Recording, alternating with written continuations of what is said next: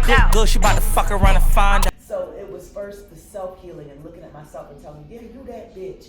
Yeah, you gorgeous. It wasn't the outside world telling me, it was me telling me.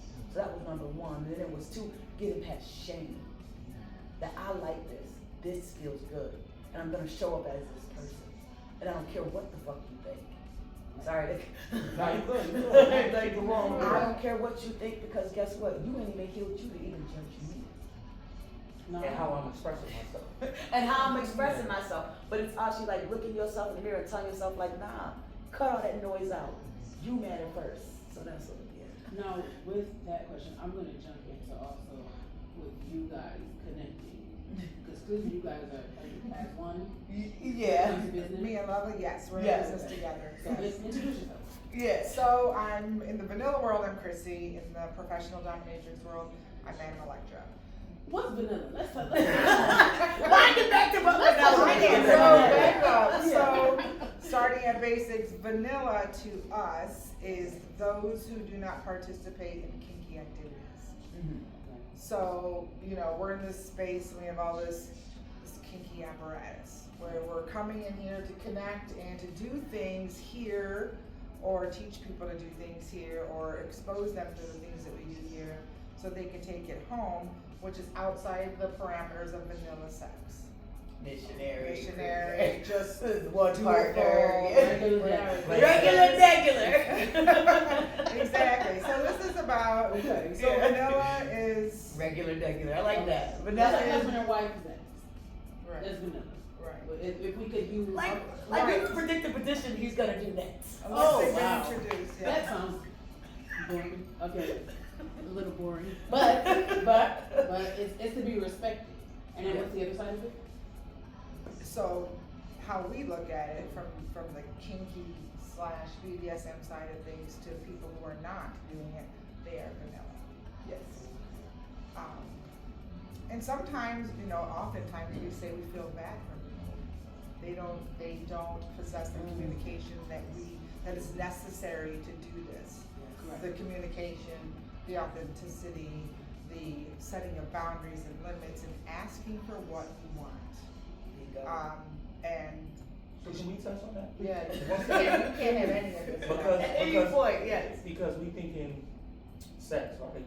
So I think people think it's just everybody's just having sex. Everybody's just there are actual parameters and boundaries and communication that you have to, and a certain level of maturity and trust. Mm-hmm. Because you know whether you're sharing your partner or you're sharing different aspects of yourself, you have to have communication, and you have to have all of these things, and especially because it seems like it's more community based. It seems like it's more. It's like a tribe almost. Like you guys know about the lifestyle. You guys are all kind of, and that's what's like the trust is built on or whatever. So. In this environment, as a community-based environment, the trust is built on coming together as a community. Yes. We do outreach to gain community. Okay. You know, we're And out we there. have events where we're not in the community, so we have a vetting process. There's a Where you come to a bar and you just meet like-minded people. It's a website too, correct? Yes. See, Well, there's I got a little bit background. I'm telling on myself. You've been Googling them a little. No, but no, I There's have two friends websites, who travel and move around and go to different events and things like that. They find out of it on the website. And I didn't even know that it didn't even exist. Yes. And this was COVID that I was finding out. Yeah, this was like right when it And started. everybody was home looking on the internet for things to do Mhm. and stuff. Yeah. The idle mind energy. Right, exactly. Right. Yes. Okay. Right. So what was the other part Like of the just question? the community aspect, like the. So separate from what Lovely and I do professionally, how I met Lovely was through a community member for TAG. So we're inside of TAG. This is the Aphrodite group.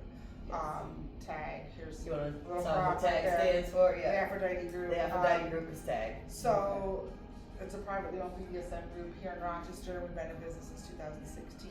It's a woman-owned place, not by me, but by my sister. So my sister and my brother-in-law are the owners of this entity, and then myself is like the face of it, my submissive star, and and my other partners are very heavily involved in what goes on around here. One of our longstanding members introduced me to Lovely and brought her to a vetting social that we had at one of the local bars. And We he made was a like, good Chrissy, video. you gotta meet her. And I'm like, okay, let me meet her. And so we did. And this is at the time you were doing your house, your play your party. dinner Yeah, parties. the fantasy dinners. Fantasy dinner parties, which I've never been to. Is that where you were the serving tray? Cause I see Oh. something in the menu like that. No, that was some other stuff, but, Okay. but sort of. So the fantasy dinner was to take kink, and because so my favorite line is sex in the mouth. Like I love to have sex. Something so good, it's like sex in the mouth. So I'm like, wait, why not mix food with pleasure? It's like, Aphrodisiac, Yeah. chocolate, yeah, makes yeah, sense. it's just, and Wow. so I put together a dinner where I mixed dinner with pleasure, and we had. Was this lately? No, because I feel like I heard something about something like that. Yep, and I had people Like sign a in year the or so list. ago? Yes. Yes. Yes, and so I did NDA, so they were like, there's no content on it, and there's. Okay, Drake. Okay. Okay. And it was great. We did massages. We did a little bit of sub down energy. I did a whole scene of like, what does Ian go by? He goes by Ian, right? No, he goes by I am Mighty Mouth. He goes by I am Mighty Mouth. So I am Mighty Mouth in the Keep World. He was my down, and we did a whole scene of him choking me and flogging me and just showing them how you can incorporate that in the kitchen and how you can incorporate it in the bedroom. And everyone in there was hot. Like everyone in there, the energy was so strong. So these are the type of things that people need to be talking about. Because I feel like people keep a lot of this in the box. For Yes. one, they think that sex is taboo. It's 2025. Everyone is having sex. But it's also, you gotta think when you say sex, there was no penetration sex that day. Well, I would say It was all mental- it was mental- all Right. mental Right. stimulation. Stimulation or right. And I had more Right. married couples. I had more married couples than I did single people there. Couples. That's what I hear. And- There's a lot of too. Mhm. Spice it up. Spice it up and just kind of that reconnection energy was like. So, okay, so whether you're a married couple or you're just a single person or whatever you identify as, how do you like engage in it? Like how do you know what I mean? Like how do you go about Bringing them together. Are you saying Honestly, how you navigated to lifestyle? Like if you're married, like, hey babes, I think I want to. Feeding that. Well, how do you like feeding that mental that craving or knowing that you know what I mean? Like you're into that type of things. Like how do you get into lifestyle? Like you said, I mean, there is a vetting process, but how do you what know brought it's you right? there to begin Yeah, with? how do you know Yes. it's right for you? Okay. So I'm gonna just chime on that really quick because I vet people twice a month, every month.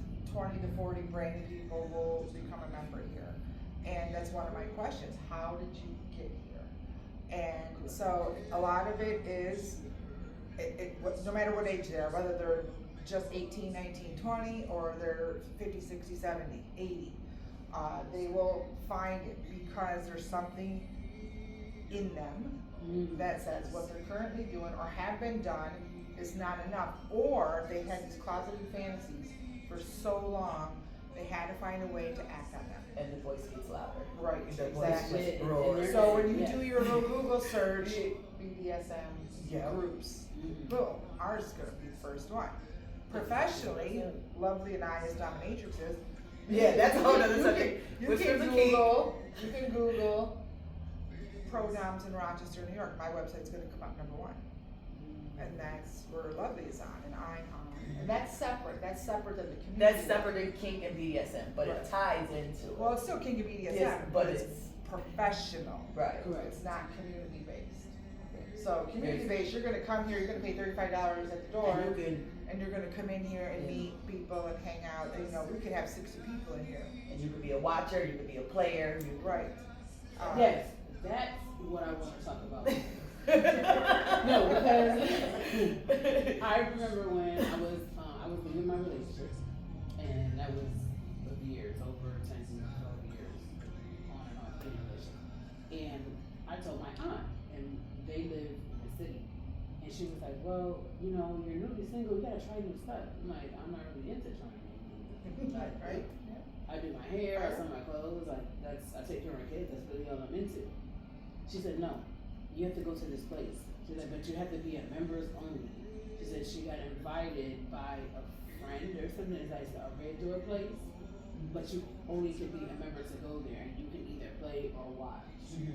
And I was like, I'm like, girl, I don't even know why you was in there. You my auntie, and you telling me this, but okay, girl, I ain't doing this. But let's talk about that, like member wise, because Where did you go? Hold on. I've never